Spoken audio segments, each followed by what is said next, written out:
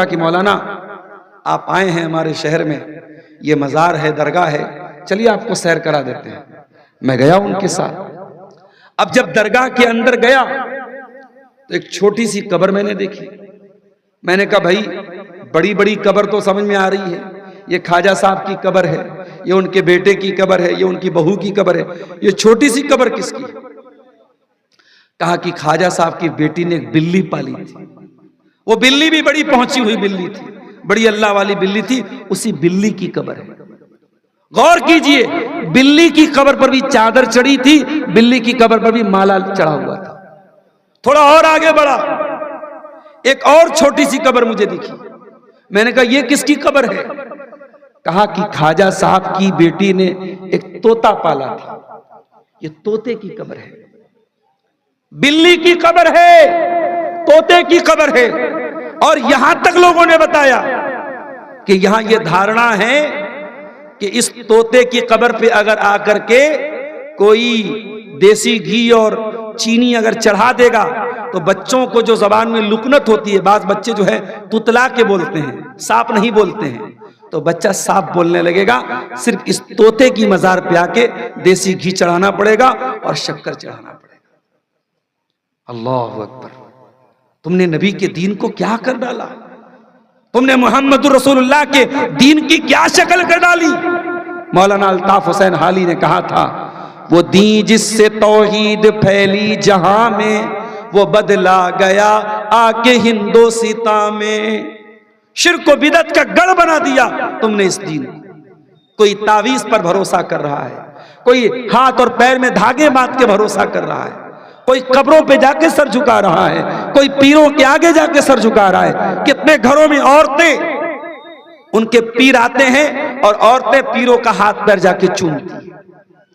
اسلام میں کوئی کتنا ہی بڑا عالم کیوں نہ ہو، کسی گھر کی عورت کو اس بات کی اجازت نہیں دی گئی کہ عالم سے جا کے مصافحہ کرے۔ اس دنیا کی سب سے نیک ہستی اللہ کے پیارے نبی جناب محمد رسول اللہ صلی اللہ علیہ وسلم تھے، لیکن نبی نے کبھی بھی کسی عورت، کسی غیر عورت سے ہاتھ نہیں ملایا، کسی غیر عورت سے ہاتھ پر آپ نے بیعت نہیں کی، ہمیشہ پردے کی آڑ سے آپ بیعت لیتے تھے۔ تو کوئی بڑے سے بڑا عالم آ جائے، اللہ کا ولی آ جائے، اپنے گھر کی عورتوں کو اس کے پاس اس کو اکیلا چھوڑنا یا عورتوں کو اس سے ملنا جلنا یا اس کا ہاتھ پیر چومنا، اللہ کی قسم یہ بے غیرتی ہے، یہ بے شرمی ہے، یہ بے حیائی ہے، اور اسلام میں اس کی کوئی گنجائش نہیں۔ بدعت کرنے والا، اس کا انجام کتنا بیان ہوگا سن لیجئے۔ اللہ کے نبی فرماتے ہیں قیامت کے دن میں اپنی امت کے لوگوں کو حوض کوثر کا پانی پلاؤں گا، اور جو حوض کوثر کا پانی ایک مرتبہ پی لے گا اس کو پھر کبھی پیاس نہیں لگے گی۔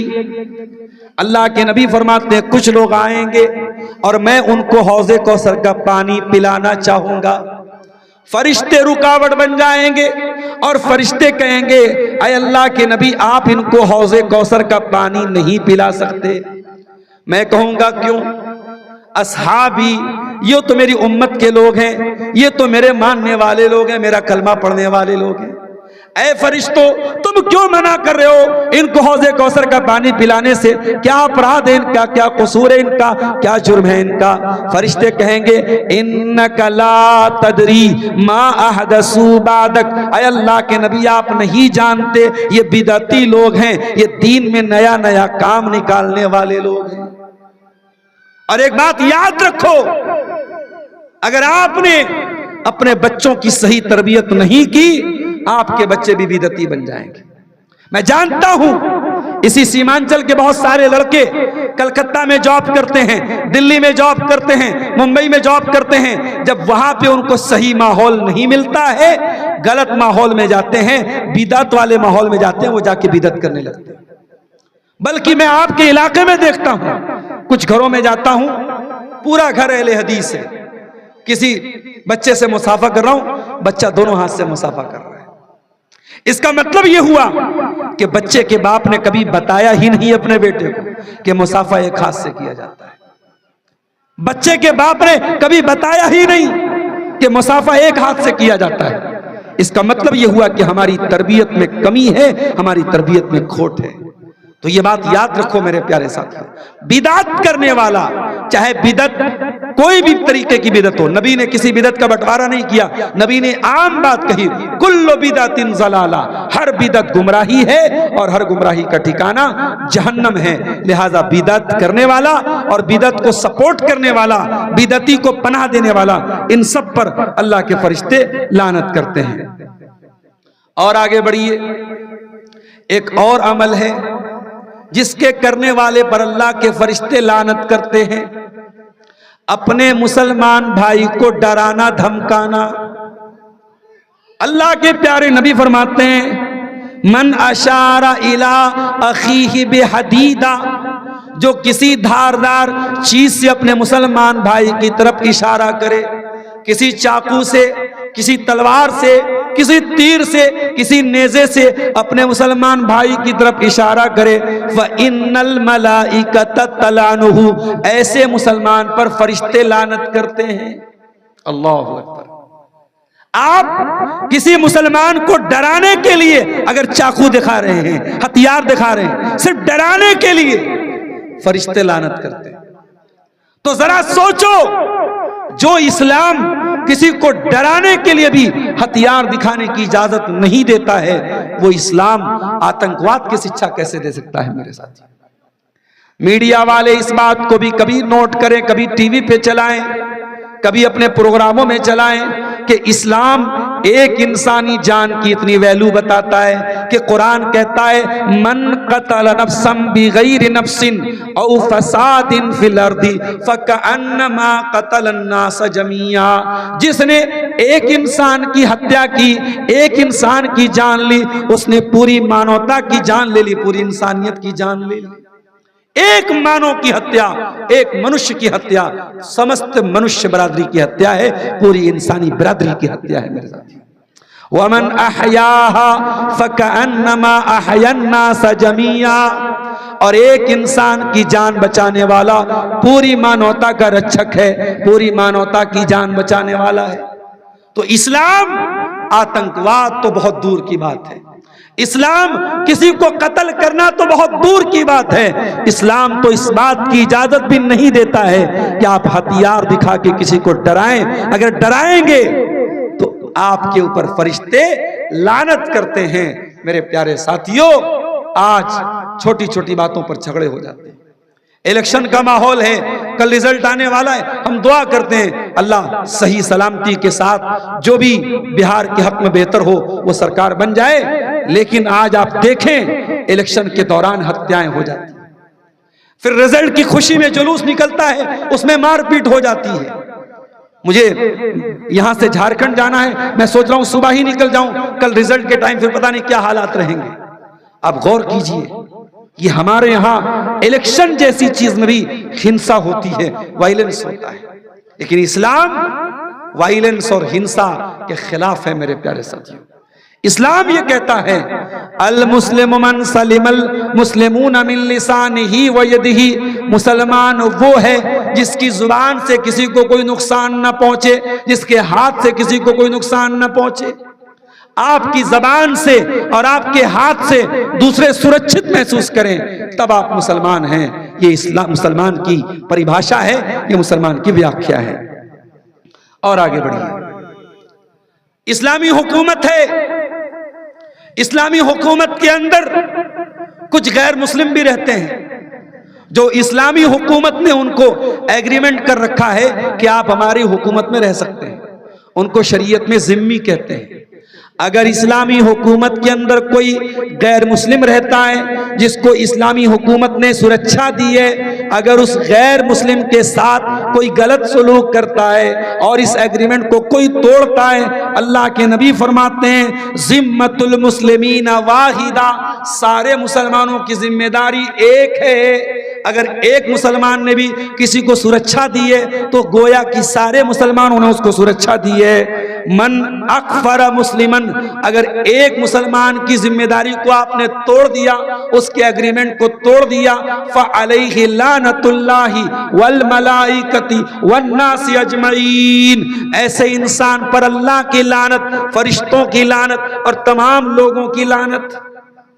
اس کا مطلب یہ ہوا اسلامی حکومت میں رہنے والا غیر مسلم بھی بالکل سرکشت رہنا چاہیے، اس کی سرکشا کے ساتھ کوئی کھلواڑ نہیں ہونا چاہیے، یہ اسلام ہمیں سکھاتا ہے۔ اگر کوئی اسلامی حکومت ہے، کہیں پر اسلامک شاسن ہے، اور اسلامک شاسن میں اگر کوئی غیر مسلم رہتا ہے تو اس کو اسلامی شاسن سرکشا دیتا ہے، اس سرکشا کی ذمہ داری ہم سب کی ہے کہ اس کی ہم سرکشا کریں، اس کی سرکشا کے ساتھ ہم کوئی کھلواڑ نہ ہونے دیں۔ قیامت کے دن اللہ کی بارگاہ میں انسان پچھتائے گا اور کہے گا یا ویلتا لیتنی لم اتخذ فلانا خلیلا، اے کاش میں نے فلاں کو اپنا دوست نہ بنایا ہوتا۔ برے دوستوں کو دوست بناؤ گے، برے لوگوں کو سہیلی بناؤ گی میری بہنوں، برے لوگوں کو ساتھی بناؤ گے میرے بھائیوں، قیامت کے دن پچھتانا پڑے گا۔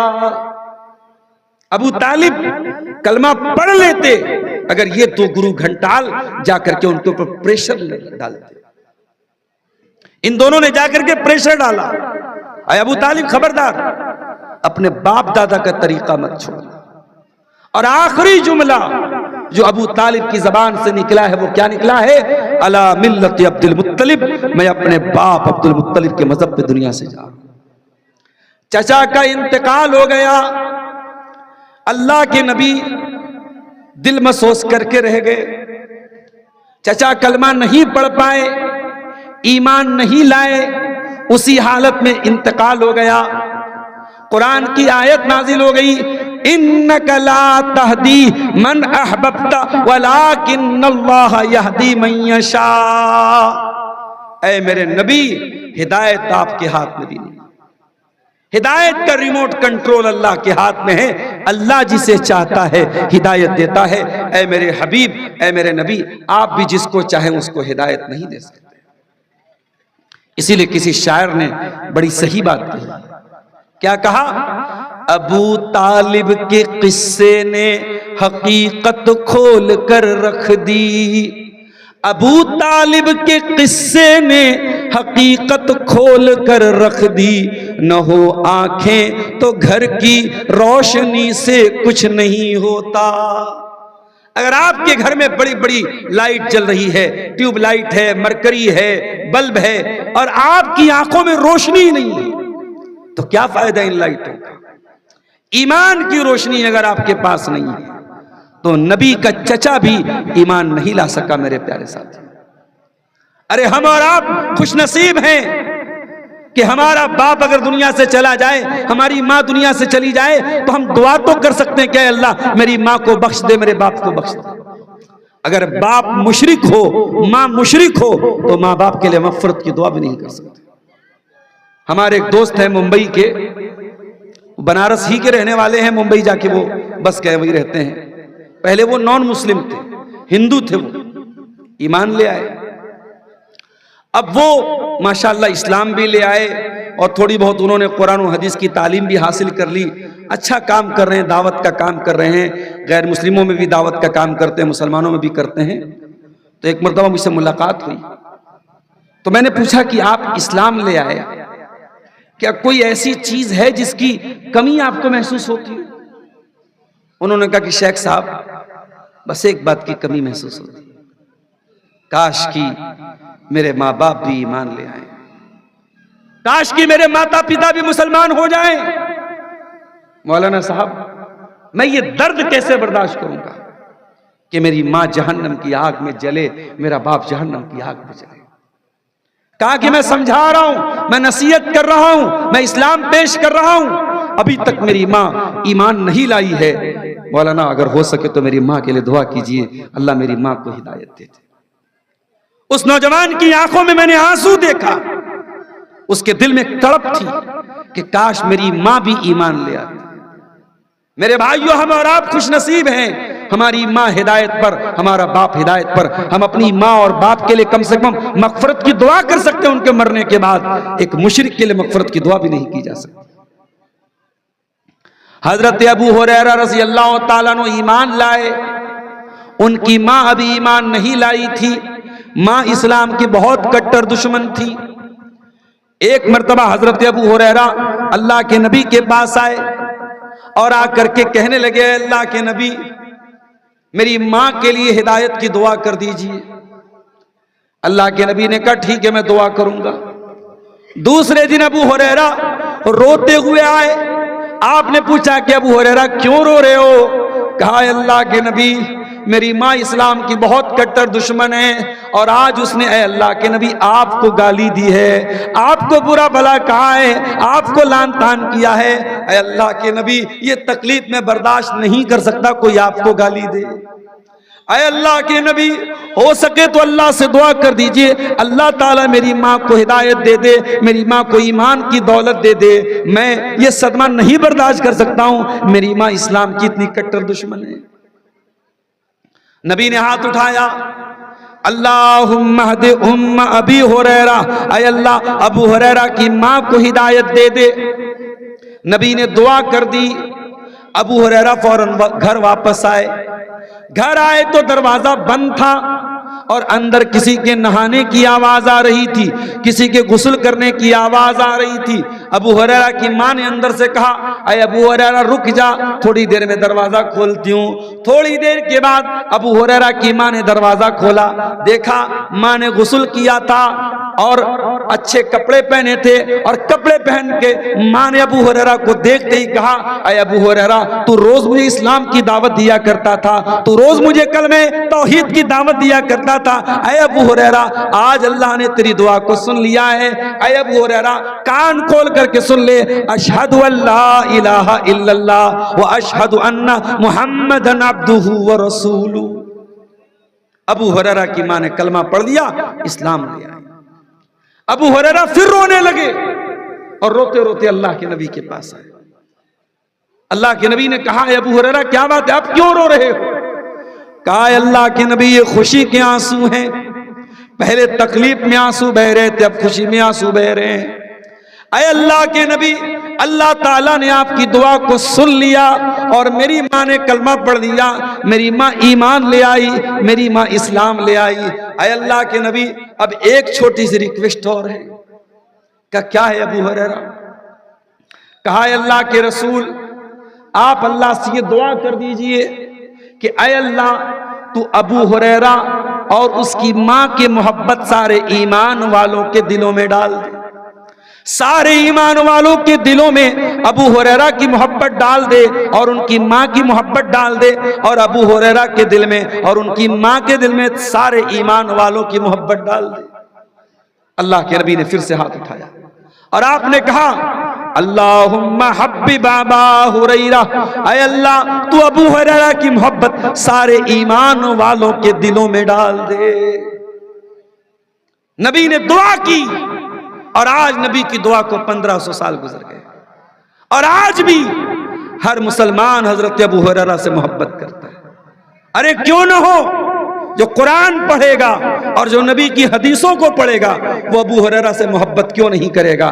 ابو ہریرہ وہ صحابی ہیں جنہوں نے اللہ کے پیارے نبی سے سب سے زیادہ حدیثوں کو روایت کیا ہے۔ 5374 حدیثوں کے راوی حضرت ابو ہریرہ رضی اللہ تعالیٰ۔ تو ایمان سب سے بڑی دولت ہے میرے پیارے ساتھی، اس ایمان کو بچا کے رکھنا۔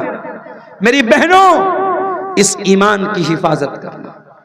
حالات بہت اچھے نہیں ہیں، ہمارے ملک میں نفرت کا ماحول بڑی تیزی سے پروان چڑھایا جا رہا ہے۔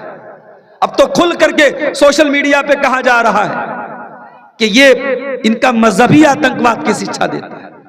میں ٹرین میں آتا ہوں، چپ چاپ سے اپنی سیٹ پر لیٹا رہتا ہوں، لوگ کمنٹ کرتے ہیں، لوگ باتیں بناتے ہیں۔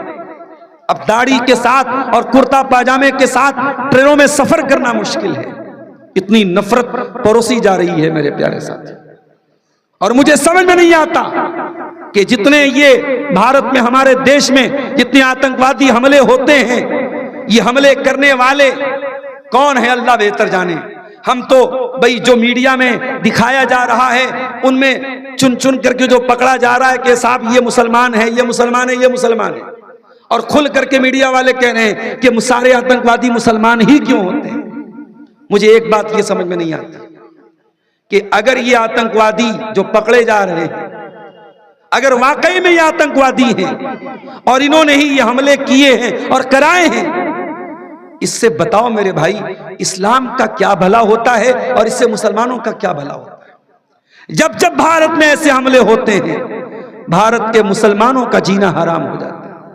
اب آپ اندازہ لگائیے، اب کوئی مسلمان ڈاکٹر اس کے کلینک پر باقاعدہ اب غیر مسلم جانے سے پرہیز کرے گا اور اسی مدے کو بنیاد بنائے گا کہ ارے ان کا کیا بھروسہ، یہ تو ڈاکٹر کے بیس میں بھی آتنکوادی ہوتے ہیں۔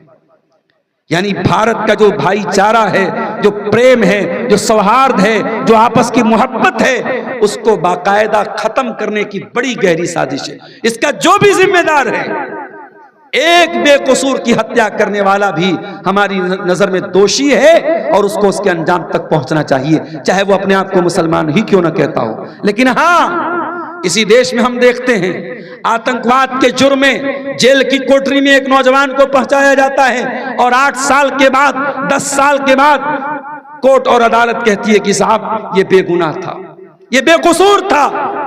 اور آتنکواد ایک ایسا بڑا الزام ہے، اس الزام میں جو جیل میں جاتا ہے اس کا پریوار بھی اس سے ناتا توڑ لیتا ہے، اس کی بیوی بھی رشتہ توڑ لیتی ہے، اس کے بچے بھی رشتہ توڑ لیتے ہیں۔ 8 سال 10 سال جیل میں رہنے کے بعد جب وہ انسان عدالت باعزت رہا کرتی ہے، وہ انسان دنیا میں کسی کے قابل نہیں بچتا ہے۔ میرے پیارے ساتھیوں، ہمیں اس بات سے بھی شکایت ہے، ہمیں اس بات سے بھی شکایت ہے کہ پولیس اگر کسی کو اریسٹ کرتی ہے اور ہماری ایجنسیاں کسی کو پکڑتی ہیں، اس سے پہلے کہ اس کا جرم پروف ہو، اس کا اپرادھ ثابت ہو اور ابھی عدالت نے اس کو مجرم قرار دیا کہ نہیں دیا، ہمارا میڈیا تو پہلے ہی اس کو دوشی قرار دے دیتا ہے۔ تو میرے پیارے ساتھیوں، میں بات یہ کر رہا تھا کہ آج ایمان کی جو یہ دولت ہے، یہ بہت بڑی دولت ہے۔ ملک کے حالات خراب ہو رہے ہیں، مگر اتنے خراب حالات میں بھی ہمیں اپنے ایمان کی حفاظت کرنی ہے۔ میرے پیارے ساتھیوں، اللہ قرآن میں کہتا ہے وَلَا تَمُوتُنَّ إِلَّا وَأَنْتُمْ مُسْلِمُونَ، تمہیں موت نہ آئے مگر اسلام کی حالت میں، تم مرو تو اسلام کی حالت میں، تمہاری جان نکلے تو کلمہ توحید پر نکلے۔ اور اپنی بہنوں سے کہنا چاہوں گا کہ اللہ کے واسطے کسی کے پیار اور محبت کے جھانسے میں آ کر اپنے ایمان سے کمپرومائز مت کرنا، اپنے دین سے سمجھوتا مت کرنا، پیار اور محبت کے نام پہ کبھی بھی اپنے دین کو تیاگ مت کرنا۔ اسلام اور ایمان سے بڑی کوئی نعمت نہیں ہے۔ میری بہنوں، میرے بھائیوں، اس ایمان کی حفاظت کرو۔ اللہ قرآن میں کہہ رہا ہے جو لوگ ایمان کے بغیر دنیا سے چلے جائیں گے ان کے اوپر اللہ کے فرشتے لعنت کرتے ہیں۔ اور آگے بڑھیے، اللہ کے فرشتے ایسے لوگوں پر بھی لعنت کرتے ہیں جن کو شریعت کی جانکاری ہو، علم دین کی جانکاری ہو اور اس علم دین کو وہ چھپا لیتے ہوں۔ شریعت کا مسئلہ معلوم ہے، علم دین معلوم ہے اور جان بوجھ کر کے اس کو چھپا رہے ہیں۔ ایسے چھپانے والے اپنے پیٹ کی دکان کو بچانے کے لیے سچائی کو چھپانے والوں پر بھی اللہ کے فرشتے لعنت کرتے ہیں۔ آئیے ہم قرآن کی آیت دیکھتے ہیں۔ اللہ فرماتا ہے ان الذین یکتمون ما انزلنا من البینات والہدی، ہم نے جو آیتوں کو نازل کیا ہے ان آیتوں کو جو لوگ چھپاتے ہیں، اور من بعد ما بیناہ للناس فی الکتاب، جن آیتوں کو ہم نے کھول کھول کے بیان کر دیا، ان آیتوں کو جو لوگ چھپاتے ہیں اولئک یلعنہم اللہ ویلعنہم اللاعنون، ایسے لوگوں کے اوپر اللہ بھی لعنت کرتا ہے اور اللہ کے فرشتے بھی لعنت کرتے ہیں، تمام لعنت کرنے والے لعنت کرتے ہیں۔ علم دین چھپانا یہ بھی بہت بڑا جرم ہے۔ اسی بھارت میں کتنے لوگ ہیں 10 سال انہوں نے مدرسوں میں پڑھا ہے، ان کو معلوم ہے کہ کیا صحیح ہے اور کیا غلط ہے، مگر اس لیے وہ صحیح بات نہیں بتاتے اپنی پبلک کو، اپنی عوام کو، ان کی دکان بند ہو جائے گی، ان کی شہرت پر بٹا لگ جائے گا، ان کے مسلک کے لوگ ان کو نکال باہر کر دیں گے۔ اپنی ساکھ بچانے کے لیے، اپنا مسلک بچانے کے لیے لوگ دین کو چھپا لیتے ہیں۔ اسی لیے اللہ کے نبی فرماتے ہیں، ابو داؤد کی صحیح روایت ہے، من سئل عن علم فکتمہ، جس سے علم دین کا مسئلہ پوچھا جائے اور وہ مسئلے کو چھپا لے الجم بلجام من النار، اس کو آگ کی لگام پہنائی جائے گی۔ اگر آپ کو کوئی دین کا مسئلہ معلوم ہے اور آپ سے پوچھا جائے اور آپ نے مسئلے کا جواب نہیں دیا تو قیامت کے دن آگ کی لگام پہنائی جائے گی۔ اس لیے علم دین کو چھپانا یہ بہت بڑا اپرادھ ہے اور بہت بڑا جرم ہے میرے پیارے ساتھیوں۔ اور آگے بڑھیے، تیسرا جو کام جس پر فرشتے لعنت کرتے ہیں وہ کام کیا ہے؟ صحابہ کو گالی دینا، صحابہ کو برا بھلا کہنا، پیارے نبی کے ساتھیوں کو لعنت کرنا، ان کو برا بھلا کہنا، یہ کام بھی ایسا کام ہے جس پر فرشتے لعنت کرتے ہیں۔ اللہ کے نبی فرماتے ہیں، طبرانی کی صحیح روایت ہے، من سب اصحابی، جو میرے صحابہ کو برا بھلا کہتا ہے، فعلیہم لعنت اللہ والملائکۃ والناس اجمعین، ان کے اوپر اللہ کی لعنت، فرشتوں کی لعنت اور تمام لوگوں کی لعنت۔ ارے صحابہ کون ہیں؟ صحابہ وہ ہیں جنہوں نے اپنے نبی کے لیے سب کچھ قربان کر دیا۔ صحابہ وہ ہیں جن کی راتیں اللہ کی عبادت میں گزرتی تھی اور دن اسلام کی راہ میں لڑنے میں گزرتا تھا۔ اور یاد رکھو میرے بھائیوں، اہل حدیث کا عقیدہ سن لو صحابہ کے بارے میں۔ ہمارا یہ عقیدہ ہے کہ اس روئے زمین پر نبیوں کے بعد، اللہ کے پیغمبروں کے بعد، اللہ کے رسولوں کے بعد اگر سب سے نیک لوگوں کی جماعت کوئی گزری ہے وہ صحابہ کی جماعت ہے۔ لوگ تہجد گزار بن سکتے ہیں، لوگ نمازی بن سکتے ہیں، لوگ پرہیزگار بن سکتے ہیں، مگر کوئی صحابی نہیں بن سکتا۔ ارے ہم جتنی بھی محنت کر لیں، ہم وہ آنکھیں کہاں سے لائیں گے جن آنکھوں نے نبی کا دیدار کیا تھا؟ ہم وہ ہاتھ کہاں سے لائیں گے جن ہاتھوں نے اللہ کے پیارے نبی سے مصافحہ کیا تھا؟ ہم وہ مجلس کہاں سے لائیں گے جس مجلس میں اللہ کے پیارے نبی دین کی باتیں بیان کرتے تھے اور صحابہ سنا کرتے تھے؟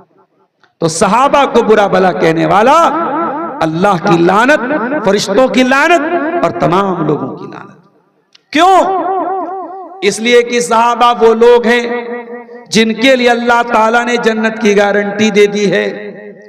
قرآن کریم کی سورہ توبہ کی 100 نمبر کی آیت دیکھو، اللہ فرماتا ہے والسابقون الاولون من المہاجرین والانصار والذین اتبعوهم باحسان رضی اللہ عنہم ورضوا عنہ واعد لهم جنات تجری تحتها الانہار۔ اللہ فرماتا ہے میں اپنے نبی کے تمام صحابہ سے راضی ہو گیا، جو مہاجرین میں سے تھے ان سے بھی راضی، جو انصار میں سے تھے ان سے بھی راضی، اور میں نے اپنے نبی کے تمام صحابہ کے لیے جنت کو تیار کر کے رکھا ہے، جنت کا وعدہ کر کے رکھا ہے۔ تو نبی کا ہر صحابی جنتی ہے میرے پیارے ساتھی۔ اور یہاں یہ بات بھی نوٹ کر لو، ہم یہ نہیں مانتے کہ صحابہ معصوم تھے، صحابہ معصوم نہیں تھے، صحابہ سے خطائیں بھی ہوئی ہیں، صحابہ سے غلطیاں بھی ہوئی ہیں، مگر صحابہ کی نیت میں کبھی کوئی کھوٹ نہیں تھا۔ صحابہ نیت کے بالکل پاک اور صاف لوگ تھے، ان سے کبھی غلطی بھی ہوئی انہوں نے اللہ سے توبہ کر لی، اللہ نے ان کی توبہ قبول کر لی۔ نبی کا کوئی بھی صحابی ایسا نہیں ہے جس کے دل میں خیانت ہو، جس کے دل میں چور ہو، جس کے دل میں کھوٹ ہو۔ نبی کا ہر صحابی مخلص ہے، سچے ایمان والا ہے، اور نبی کے سارے صحابہ سے ہم محبت کرتے ہیں میرے پیارے ساتھیوں۔ اور آگے بڑھیے، اللہ تعالیٰ کے فرشتے ایسے انسان پر بھی لعنت کرتے ہیں جو کسی بدعتی کو پناہ دے، کسی بدعتی کو اپنے گھر میں لانے والا، اپنے گھر میں پناہ دینے والا، اس کے اوپر بھی فرشتے لعنت کرتے ہیں۔ اللہ کے پیارے نبی فرماتے ہیں من احدث حدثا، جس نے کوئی نئی بدعت نکالی، فعلیہ لعنت اللہ والملائکۃ والناس اجمعین، اس کے اوپر اللہ کی لعنت، فرشتوں کی لعنت اور تمام لوگوں کی لعنت۔ بدعت کرنا، دین میں نیا کام نکالنا۔ آج ہمارے ہاں بہت ساری چیزیں دین کے نام پہ نکال دی گئی۔ آپ کے اس سیمانچل کے علاقے میں شاید بہت ساری چیزیں آپ کو نظر نہ آتی ہوں، لیکن آپ ذرا سا ہٹ کر کے نکلیے، بارسوئی چلے جائیے، آپ کلیا چک چلے جائیے، آپ کلکتہ چلے جائیں، آپ کشن گنج چلے جائیں، آپ کو تھوک کے بھاؤ بدعت ملے گی۔ ربیع الاول کی الگ بدعات ہیں، محرم کی الگ بدعات ہیں، خواجہ معین الدین چشتی اجمیری کے نام پہ الگ بدعات ہیں. دین کا کباڑا بنا کے رکھ دیا گیا میرے ساتھ. دین کی شکل بدل دی گئی. وہ دین جو توحید والا دین تھا اس دین کو قبروں کا دین بنا دیا گیا. وہ دین اس میں اللہ کے سوا کسی اور کے آگے سجدہ کرنے کی اجازت نہیں تھی، اسی دین کو ماننے والے پیروں کے آگے سجدہ کر رہے ہیں، بزرگوں کے آگے سجدہ کر رہے ہیں، قبروں کے آگے سجدہ کر رہے ہیں. ایک مرتبہ میرا پروگرام کرناٹک میں تھا. کرناٹک میں ایک جگہ پڑتی ہے گلبرگہ. آنے والے رمضان میں میں وہیں پہ جانے والا ہوں درس کے لیے. گلبرگہ میں ایک مزار ہے، قبر ہے، اس کو کہتے خواجہ بندہ نواز کی قبر. جیسے اجمیر میں خواجہ معین الدین چشتی اجمیری کی قبر ہے، ان کو غریب نواز بولتے ہیں، اور گلبرگہ میں جو قبر ہے ان کو بندہ نواز بولتے. بندہ نواز مطلب بندوں کو نوازنے والا، بندوں کو دینے والا.